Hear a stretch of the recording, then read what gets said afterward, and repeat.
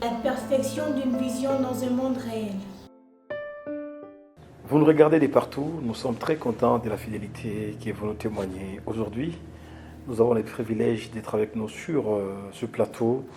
Bien sûr, l'artiste beatmaker DJ 115, c'est depuis 2015 bien sûr qu'il a commencé bien sûr à œuvrer dans la musique de la République démocratique du Congo avec des chansons qui ont cartonné et jusqu'à preuve du contraire, les chansons continuent à cartonner.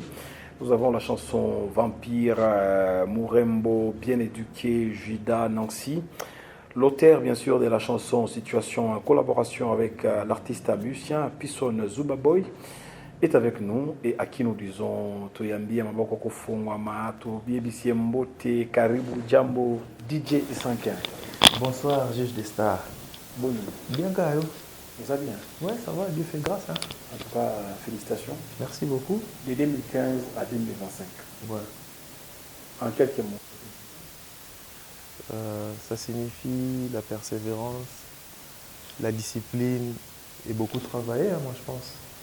Et aujourd'hui, quand même, tu es fier de la carrière de 115? Ouais, je suis très fier de ma carrière parce que moi, le Lubumbashi, sauf peut-être la nouvelle génération qui vient à peine de naître, mais ancien tout le monde m'a vu commencer. Bien, toi, tu es témoin. Tu es parmi les gens qui m'ont réussi quand j'ai commencé. Donc, et aujourd'hui, en tout cas, je suis fier de te recevoir encore en 2025. Ouais. D'où provient le nom de 115? C'est parce que tu as commencé en 2015? 115, c'est mon prénom. Hein. Moi, je pense qu'aujourd'hui, les gens doivent vraiment savoir 115, ça veut dire quoi? Surtout ici, chez moi, à Lubumbashi, tu vois. Moi, mon prénom, c'est Alain. Okay. Oui, le nom qu'on m'a donné chez moi, c'est Alain. Et 115, j'ai sorti ce nom dans Alain. Parce que moi, je voulais avoir un nom en chiffres. C'était mon rêve. Okay. Et c'est comme ça. Il y a des calculs que j'avais faits et voilà quoi. Et à la maison, si on t'appelle 115? À la maison, on m'appelle 15. Ouais. Et pour les intimes, tu t'appelles comment? Les intimes? Les intimes, ils m'appellent 15. 15. Yeah. Voilà. Aujourd'hui, avec Mbaché, parlons d'abord de la situation actuelle et à la musique dans le niveau de Mbaché. Ouais. Comment vous trouvez par rapport à 2015, aujourd'hui, en 2025, Bambo la pénètre de Kébélé. Oui. Étant beatmaker, vous avez un héros dans l'ombre. Ouais. Des fois, c'est qui est derrière, bien sûr, la machine pour faire Banzembo qui va Vampire, Banzembo qui va bien éduqué, Judas, qui va Nancy. Comment vous évaluez? Comment est-ce que vous analysez l'actualité chez nous? Non, ce qui est sûr et vrai est que pour le moment, moi je pense que si on devait mettre les choses vraiment au clair, le Lubumbashi au Congo, tout ça numéro 1. Okay. Si on enlevait la génération ancienne, ça veut dire que Congo va Fali, va Fédé, tu vois, va venir sur la main. La nouvelle génération, le Lubumbashi, nous on est vraiment au top au pays. C'est juste que moi je pense qu'entre nous aussi les Douchois, on a perdu quelque chose, tu vois. Le succès commence à monter et l'amour qu'on avait avant entre nous et cette unité-là, ça commence à disparaître parce que tout le monde veut être. Et on oublie que si on se tenait la main dans la main, si on restait comme on était avant, on va aller plus loin. Donc, parce qu'en étant musicien, oui, c'est très important qu'il y ait des choses qu'il y ait master bien chacun dans son coin en train de travailler. Bon, moi je pense que de la même manière, sur l'évolution, il y a monde. Hein? Parce que Makamobele qui n'a pas évolué. Avant, tu vas voir que tous les réseaux sociaux, aujourd'hui on a TikTok. Les réseaux sociaux, quand les alagatés, avant, tu vois qu'on a Instagram. Donc ça veut dire que s'il y a ces genres de choses-là qui peuvent changer, moi je pense que même mentalité il faut échanger. Il y a un temps où la musique, pour que ça évolue, il fallait qu'il y ait rancune et ça. Mais pour le moment, moi je pense que ce n'est plus important. Et on a remarqué que bateau batikali un esprit à rancune la musique, qui est musique athée. So tel na ba pays wana o ba musicien bazana union ba musique forte qui est musique athée le Nigeria. Tu vois, bango lilo baza ba numéro 1 pourquoi? En Afrique au Mobimba, même les Sud-Africains. Vous comprenez? Bon, même les Tanzaniens aussi. Au sentiment unité mon bizala entre bango. Artiste ba collaboraka ba bloka ba rancune et la minimité. Mais ba bisika o ba rancune et mini par exemple avec la Côte d'Ivoire chez nous au moins là exemple mutu moko parce que tant guerre il faut pas mutu moko comprendre batuni bale va diriger Bokate il faut pas mutu moko tu vois et ça c'est chaud donc c'est un peu ça et des fois vous aura temps ya conseiller baninga tant là parce que yo nous en nzongo ouais de façon initiale aye koyemba azalaka na x ou y ntango aye koyemba epa na yo ezalaka ta ya kopesa mama bon dia tanga na kokosa o te eza na biloko oyo bafani na biso fo bayebaka bamusicien nyonso nde tozala hypocrisie ya makasi tu vois nga kutu moi je suis victime de ces choses là parce que je suis avec tel ne veut plus travailler avec moi tu vois parce que je suis avec tel mais il y a certaines histoires ata soki oza na ndenge ovivre na mwasi na o vous comprendre parce que les gens ils ont l'habitude de nous traiter de yuma on a peut-être exemple que ata soki ovivre na mwasi na o parce que l'homme il est toujours supérieur à la femme c'est-à-dire que yuma na na se na o yoza likolo mais ata mwasi na soki ovivre na ye okomosala yeba makambo bo et que soit mesani nango moi ça mesani na makambo oyo kanisa que peut-être il y a punition. À Messani, et puis il a remarqué que Aza bien la punition non peut c'est voilà. Sauf attention c'est ça. Moi je suis quelqu'un de comme ça tu vois. Ça veut dire qu'il y a une casquette on est à Yuma. On dit pas on Yuma parce qu'il y a certaines personnes qui se disent que bon parce que lui il est avec X, parce qu'il est avec Y, Aza Moutou ya tel. Tandis que moi je suis 15 tu vois, je suis 115. Moi Naïb Sarah fiancé nanga. Même déjà? Oui, déjà. Félicitations. Merci beaucoup. Même ça a fiancé, même ma petite équipe, moi, mon nom seulement, 115, c'est une entreprise. Même ça, bon, et lier sa bulo et faire vivre bulo. Donc, ça veut dire que j'ai ma vision, j'ai mon rêve. Au moins. Et aujourd'hui, quand même, les gens mangent. Bien sûr, moi je prends en charge beaucoup de gens à Diataba. Je prends en charge beaucoup de gens parce que je ne suis pas 115, il y a aussi des gens derrière moi, il y a aussi ma fille qui prie pour moi, il y a beaucoup de gens et donc voilà quoi. C'est comme ça que nous avons des frères ça va le beaucoup. Ça que vous allez montrer à clan, il y a un groupe vous êtes artiste. Est-ce que les gens nous envoient des questions pour dire que non, 115, Aza à mon hôtel. Alors, j'aimerais que vous rassurez les on a bitmeter, il y a une moque à nous. Tous les bitmeter, il y a Michel Songolo tout pareil. Il y a des bitmakers, il y a des Congolais. Tu vois? Il y a des bitmakers, il y a des Congolais. Et d'ailleurs, merci beaucoup Diataba pour la question. Ils ont une mentalité où il fallait banani ba. Moi, je ne vais pas te mentir, Diataba. Au moins, la carrière est liboso makasi. Et même moi-même, quand je regarde ma carrière, je me dis que la carrière est liboso. Le problème est que les musiciens belés dans le bachi, Kiti, Basile, excusez-moi pour le terme, sans manquer de respect à quelqu'un.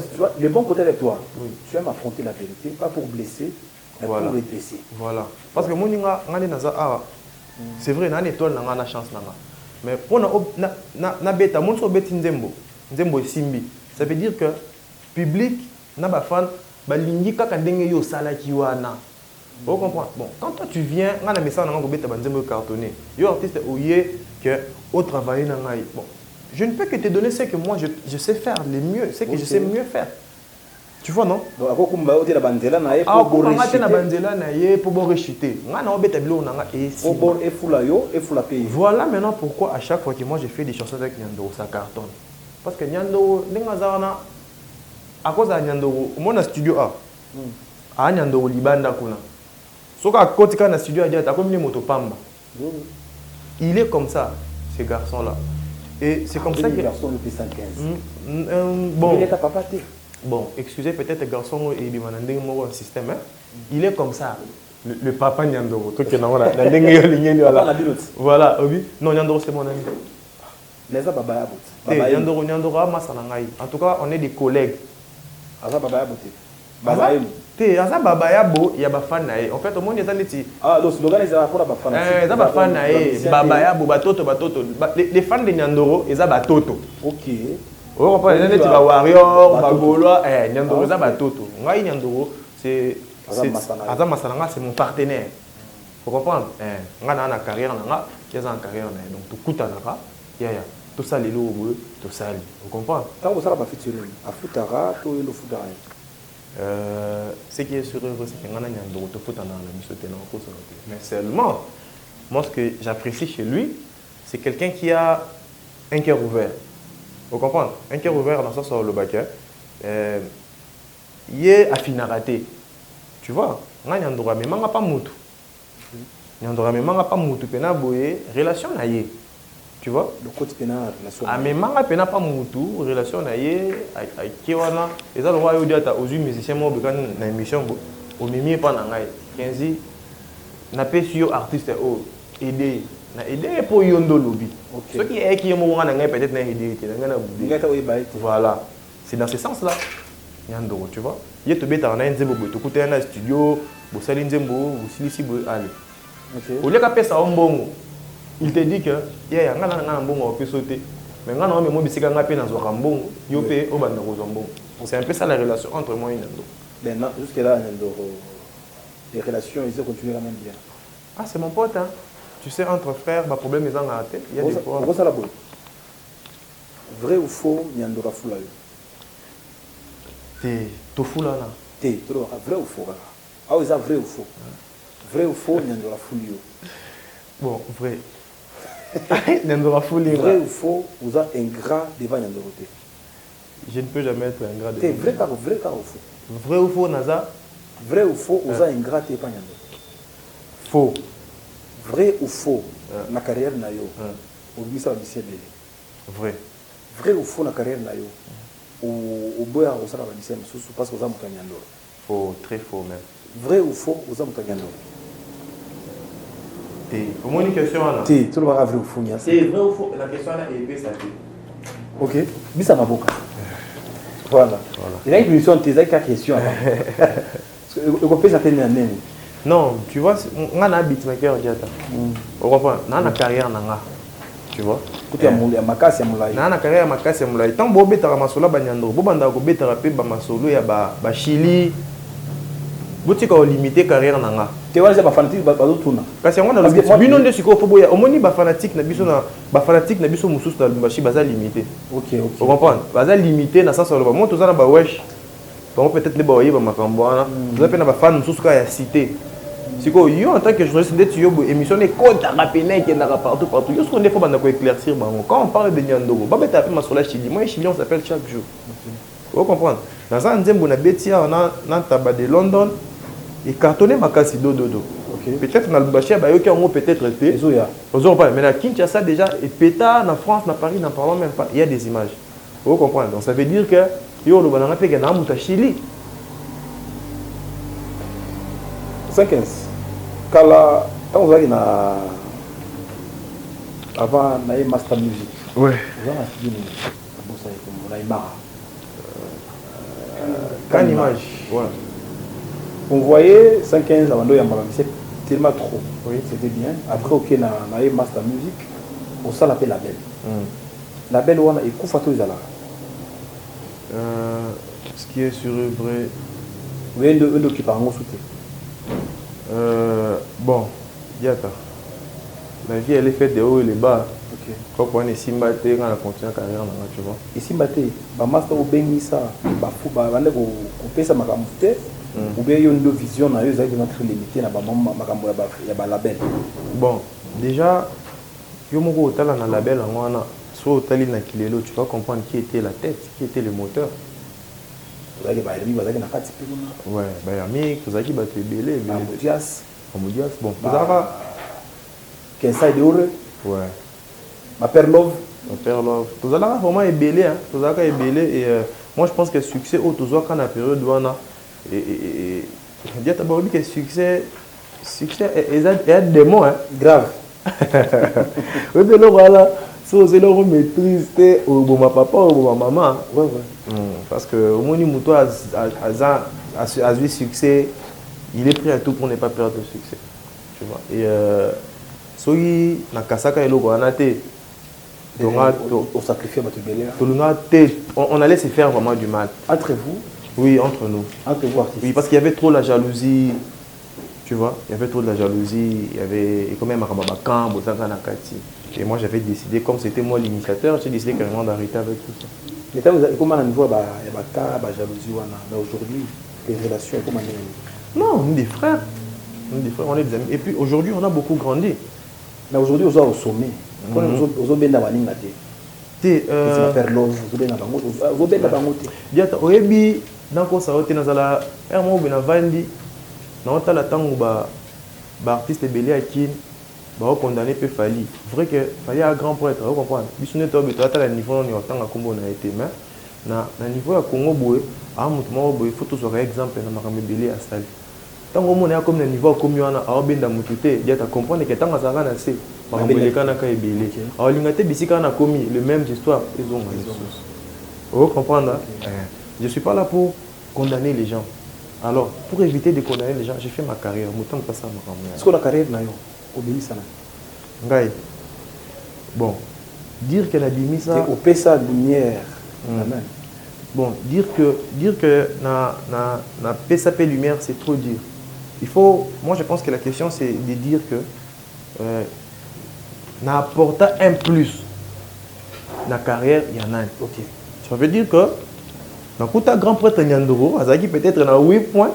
On a bagisi 1 comme 9. Donc on a salaki que elongara na 8 et comme 9. Nakuta ba grand prêtre ba Pisson, Azaki peut-être na 10, on a na bagisi et sali 11 et longoli à 0 là, tu vois. Donc dans ce sens là oui. Mais est-ce qu'on a carrière il y a l'Omanix au Bakistan. L'Omanix on est toujours un projet. Vous comprenez? L'Omanix voilà. Moi l'Omanix ngani na mutu moko parmi ba stratégie musicale na ngai o esa ke ngana avancer na bimisa ba carte na nganyo sote ba carte na ngama kasi na bomba ko na suka parce que suka ko zalaka tenix ba Lomanix Lomanix ça artiste munene Lomanix artiste munene moi je sais le moment et le temps où esa ke na bête na Lomanix là c'est pas le moment non t'es tous un projet en cours. OK tous un projet en cours on avait même déjà eu à parler après c'est un peu conseil en tant que star, le niveau naïf, regarde, moi je veux que ce soit comme ça. On a fait grand point de parole, mais ça, c'est que non, malin. Les 12 à peu porter. Ah, voilà, tu y a des gens qui ont mis ça, il y a des 12 à Bobo, ça n'a pas oublié. Tu es dans le ça. Qu'est-ce que tu as mis ça, il y a un père spirituel. Tu es B12 à Mouta bien dit. Mais au sein de la canalité. Tu es à Moutoumoro Boyna Kosaote, il t'aide et il ne veut rien en retour. Vous comprenez? Après, si vous avez continué à venir, à Tikio Pumbwe, des blédous à terre. Vous avez mis ça, vous avez blédous à terre. Agressif, vous avez pour la blédous à terre. Puis, on a eu pour la blédous à terre. Qu'est-ce que vous avez mis ça? Oh! Oui? Qu'est-ce que vous avez mis ça? Vous avez dit que c'est un succès. Vous avez dit que instrumental, vous avez dit que oui. Qu'est-ce que vous avez dit que est-ce qu'un niveau où vous avez père là, va un succès? Oui, en 2013. Quand on a perdu l'homme avec qui il a succès. Oui, on a perdu l'homme avec tu es dangereuse. Oui, ma période où on a dit attends. Même si perdu l'homme avec qui on a succès. Parce que hier, quand il était dans la musique, on était sur Bob Marley. Moi, je lui dis non, tu ne peux pas être là. Mais puis, c'est un sujet, il y a un instrumental, il y a un babou. Vous comprenez? Allez, quand ça est au bima, voilà. Donc, les 12 années perspectives. Ah, tu vois, et en tout cas, ça veut dire que niveau à Blédouza, je pense pas qu'il faut il faut même pas qu'on il faut pas qu'on tourne là, faut même pas poser des questions. Et le rabat tout non, on n'a pas na même ma bonza bopé ça. Il n'a pas besoin de ça. Donc c'est vrai, il n'a pas besoin de ça parce qu'il y a Molimo. Il y a aussi déjà dans ma bonza solo. Oui. Parce que au reconnaître un ami sur bateau, il a mon hôtel, il y a ça qui bon. On a staff de limite. Ouais. Vous avez un staff de limite Kalana. Oui, Nazalaka Kala, ouais. La présidente en personne. Ouais, présidente en personne. Et puis ça fait un Molimo. Ngai na kosa na ngao te na carrière na nga. Na carrière na nga. Na koma 115 kaka, les 12 ans. Quand il a travaillé na nga, je te dis la vérité. Diata. Ngai, les 12 ans façon bimisé la nga. Bino boye ba te. OK, expliquez-nous, relate-nous un peu l'histoire. Ngana banda ko beta ba rap na ngai parce que nazaka na ba client na studio. Non, mais rap, dans sa clip, il TV. Et Bledouza, il aimait ce que je faisais. Le rap que je faisais, ma technique, et tout. Pourquoi on a eu les ténèbres bagés? Bon,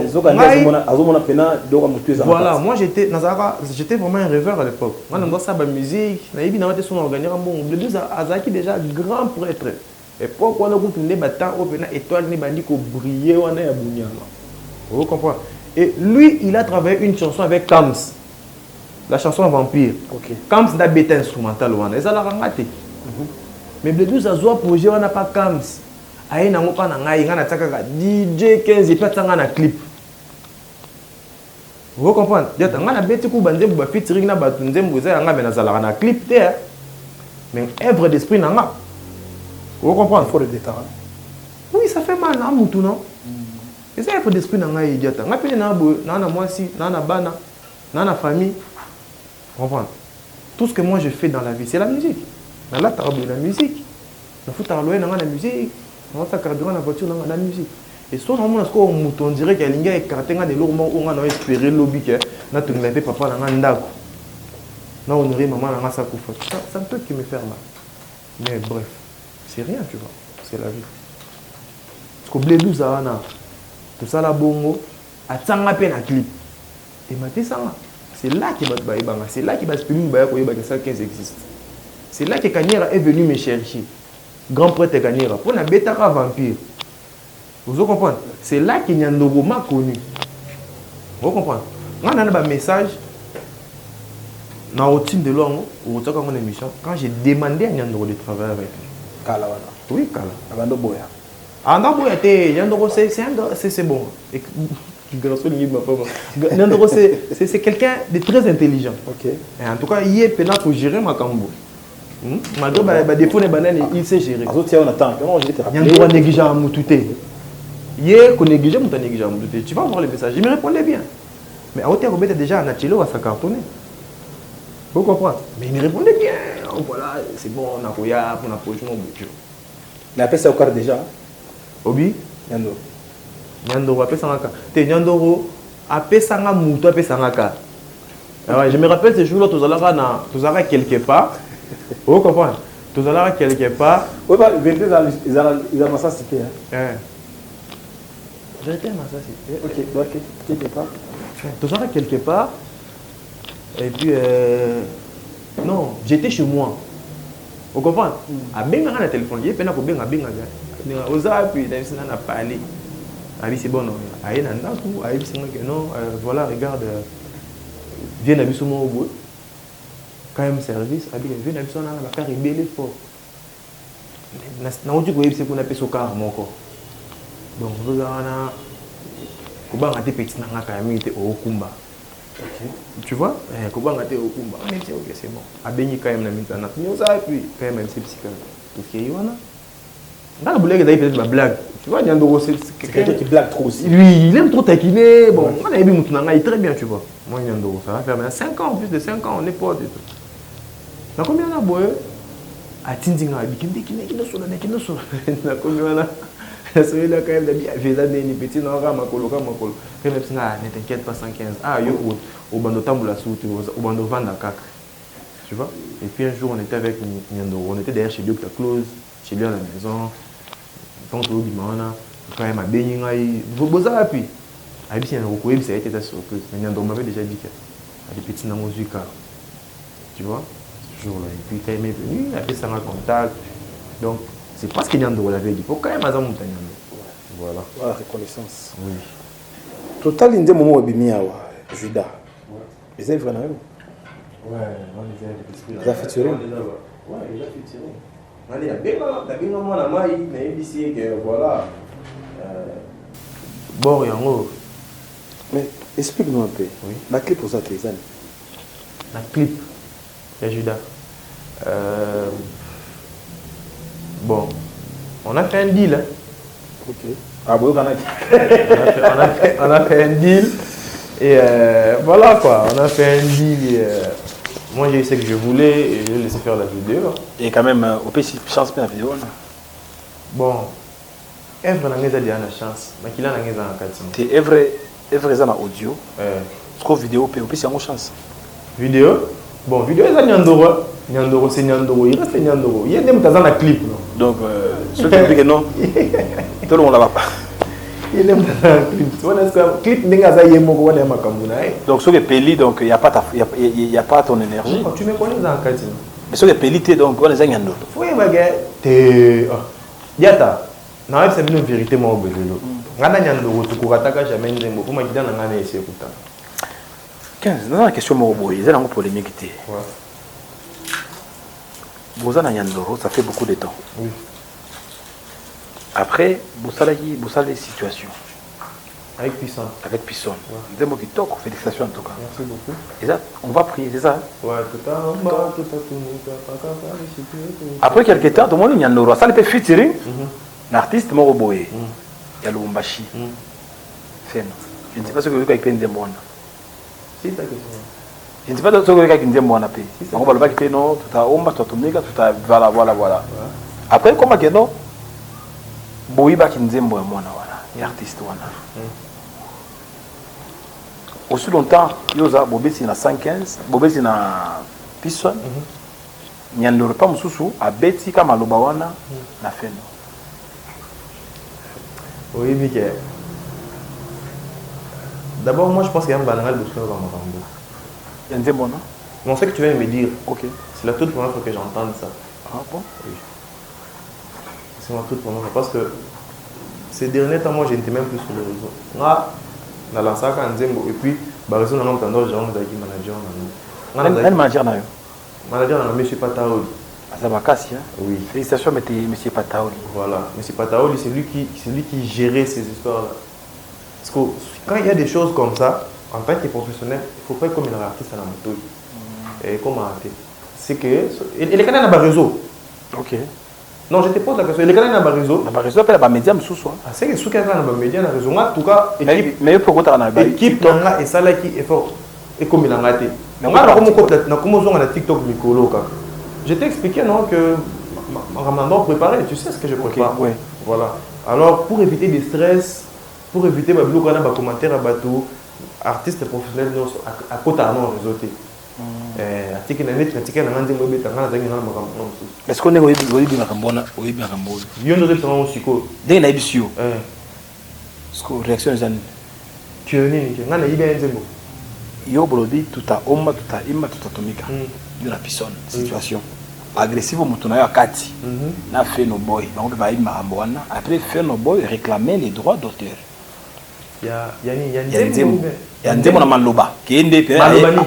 Tout à Omba, tout à Tomika. Oh, il y a réclamé. Il y a bien tout à Omba, il y a des gens Maramboana. Donc pour y à Salangokala. Ok. Ce qu'on a demixé, on a Nyandoro. Et vous voulez ce qui est c'est le droit d'auteur parce qu'ils ont c'est parce que je ne peux pas témoigner dans la compréhension dans la puissance. Mais ce qui est sûr et vrai, c'est que moi je pense qu'au lieu que moi je crois Obi c'est fait nous. Déjà ça m'étonne que c'est fait nous. C'est parce qu'il est d'abord très poli. Courage nous fait nos rôles parce que puis on a idée puis on a la idole à faire nous. L'habillement des puissants, coiffure, des puissants. Dernièrement, ici, il y a un manager, parce qu'il voulait faire un feat avec Bazarba. Ok. Le manager a fait un vieux, c'est comment nous, on veut que Obed Sabiso fait un Bazarba et tout. Moi, je lui ai dit, il n'y a pas de problème. J'étais en train de négocier ça pour eux. Parce que Bazarba, c'est mon pote. Tu sais, on a une relation avec l'artiste. Il y a Congo, même Libanda Congo, tu vois. Si on a un artiste local, il est difficile à bouger. Ils ont la change de service pour ça là. Non, ça t'étonne déjà, ils ont fait non. Ça m'étonne que ça soit fait non. Et, mais déjà je ne crois pas. Peut-être que peut-être que yo qui ont fait non. Ah, c'est ce que ça y est. Ce que ça y est. C'est un garçon intelligent. Hein. Si ça va l'aider ou si ça l'avait aidé, c'est bon. 15 ans, tant que vous avez la musique, vous avez DJ pour un musicien. Ouais. Côté ils ont foulé au niveau. À niveau, il y a Bozui. Il y a Bozui. C'est quand j'ai fait les beats. Hein. J'ai un instrumental. Je suis musicien, je suis ah, comment on l'a fait, vous avez battu. Non, il y a des artistes comme DJ Spino, comme DJ Nigérien belé, non? Bon, ça là, il y a ça, on a bêta featuring avec ces artistes. C'est quelque chose que moi, c'est vrai qu'il y a des gens qui ont déjà fait ça avant. Bah, PDZ, bah, Salango, bah, Spilolo, bah, Salango, tu vois. Et moi, puis, la même tactique, on a continué à mourir à bon, tu vois. Na ba beatmaker nyo sur Lubumbashi. To ya Katanga. Na ti o Katanga te, na ti Katanga donc grand Katanga. Voilà. Beatmaker ni inspira yo. A inspira yo. Pas a inspira. DJ Combs. Beatmaker nini o inspira yo. Na Kilelo. Ouais. Ah, petit nanga o nanu, c'est na ngoma. Oh. Bloko petit na beta. Ah, blague au Lubata nani. Des pros. À vrai dire, des pros. Ah ouais, inspiroté hein. Non, non, ce n'est pas qu'à coquille. Des pros. Na minute sur. Autour de moi, c'est na Kilelo. Na Kilelo on t'inspire quand on a ba beatmaker c'est Sibula ngoma.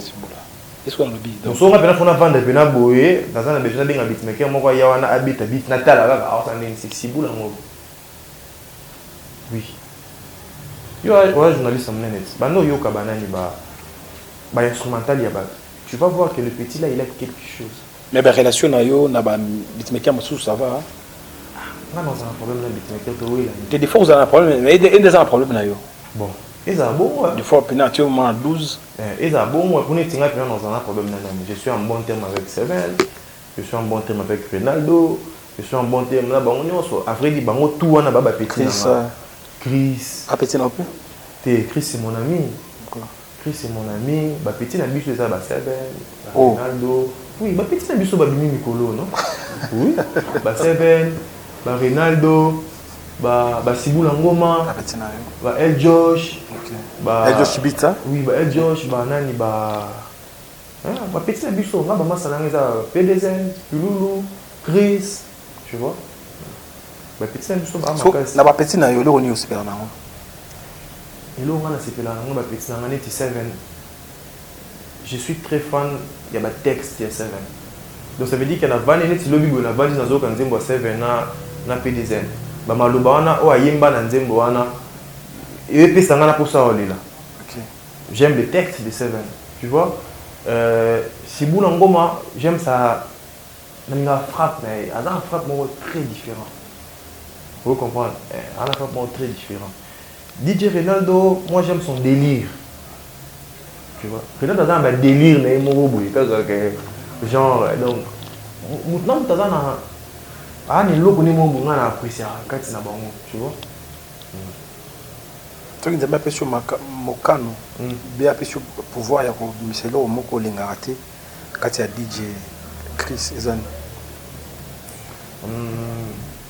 C'est ton ami déjà. C'est mon ami, ceux qui nous ont appelé c'est Mokano. Non, pas DJ Chris. La retour là, je sais pas, mais.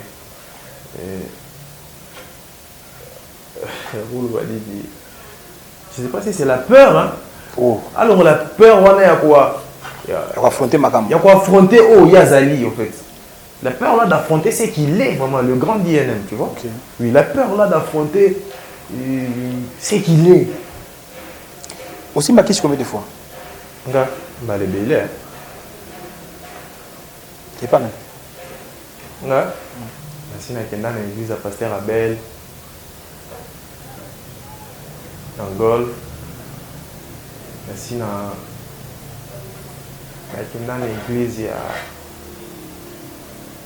Massananga au frère John Kitts, l'église à Bango. OK. En tout cas, l'église monte. Nakenda qui dernièrement fiancé moi je pense que nous autant il m'a fiancé trop. Hein? Autant il m'a fiancé non trop de l'eau. Ouais.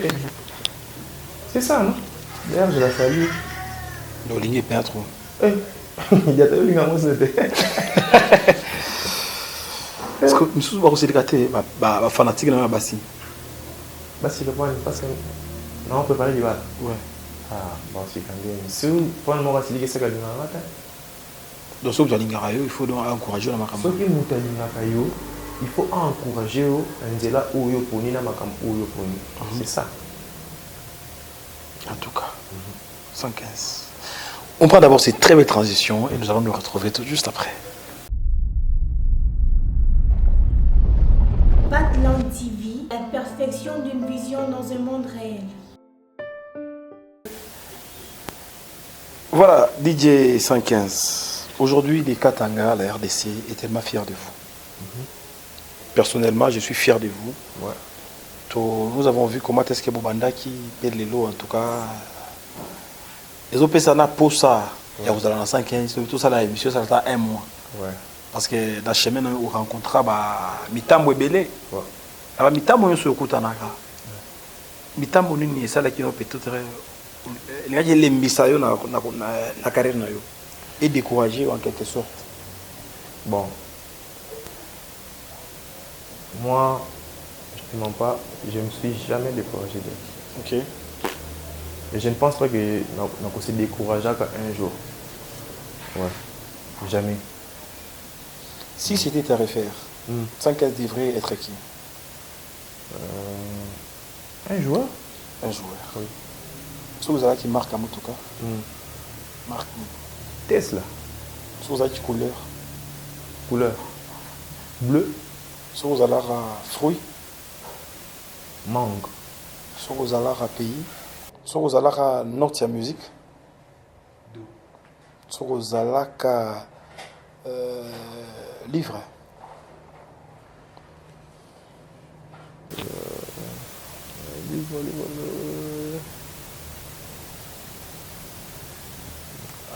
Non, ils ont un livre au monde. On passe alors, si vous avez verset biblique.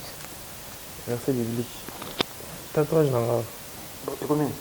Ah, merci na bossa dans les versets. Mais na tsaka ngwa pona bossa na verset wana te. Na bossa nyango déjà. Na bossa ni ka verset mais ça psaume.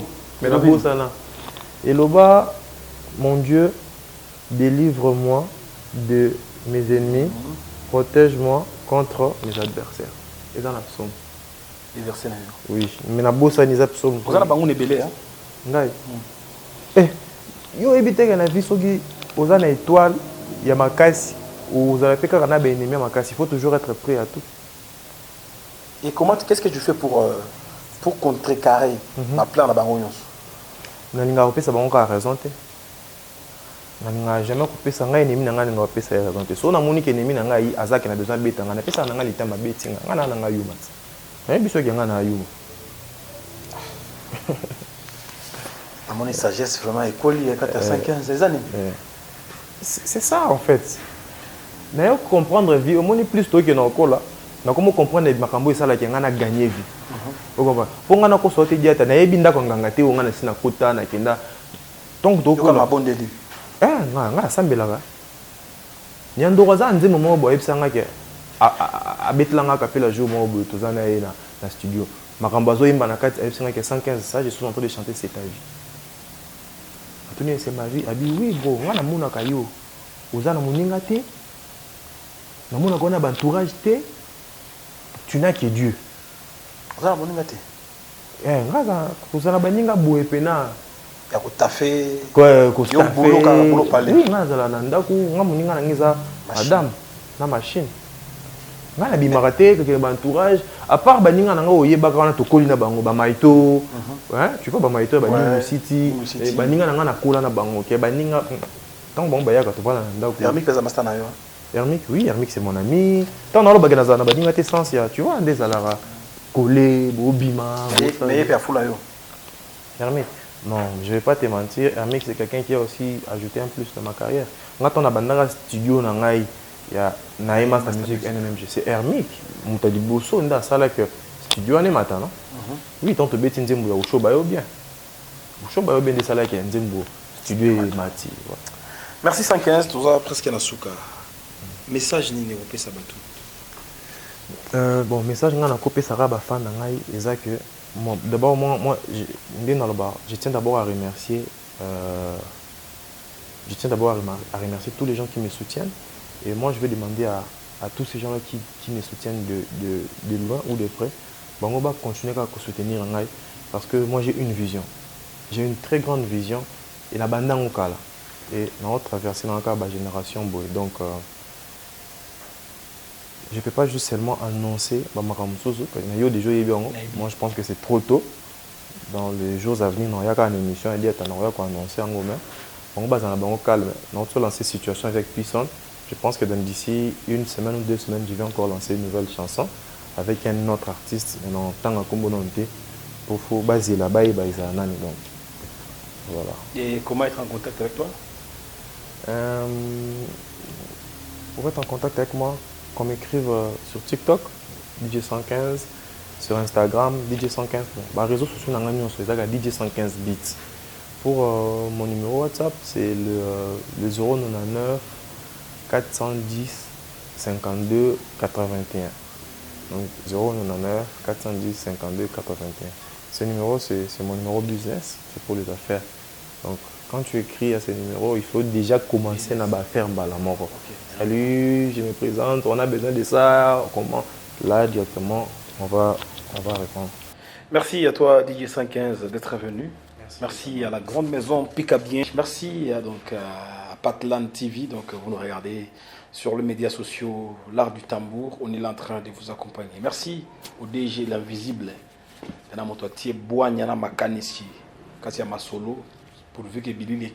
Merci à Medine Chimanga de tout le temps, de tous les jours. Laissez-moi dire merci à l'ingénieur Crispin Vano Mouderoa. Ingénieur Crispin Vano Mouderoa. Appellation bien contrôlée. Mille merci au boss KM Service. L'homme de Kingakati. KM Service, nous vous saluons. Merci également au PDG Junior Samwamba, la personnalité de bienfaisance. Pas parce qu'il a l'argent, mais parce qu'il aime les gens. Mille merci donc. Vraiment, merci à l'honorable Arcel Dandoula depuis Kolosi. L'honorable Arcel Dandoula, la personne qu'il faut à la place qu'il faut. Donc aujourd'hui, vous pouvez marcher dans la ville, province du Loa là-bas à Kolosi. On a terminé ta journée, Moujima, on est sachet, on est papier, on est déchets. Grâce aux efforts de l'honorable Arcel Dandoula, merci pour l'assainissement que vous faites à la ville. Maïko est tout fikia. Donc, le biso qui na bois qui était dans l'émission, oyo yeba qui na no comment na niveau te ba boire ayo. Donc, ce qui na bois qui est dans l'émission, on veut dire que au franchir quand même à mon niveau. Merci na boire sunani, na za na mo. Tout ce que l'émission dit. Merci.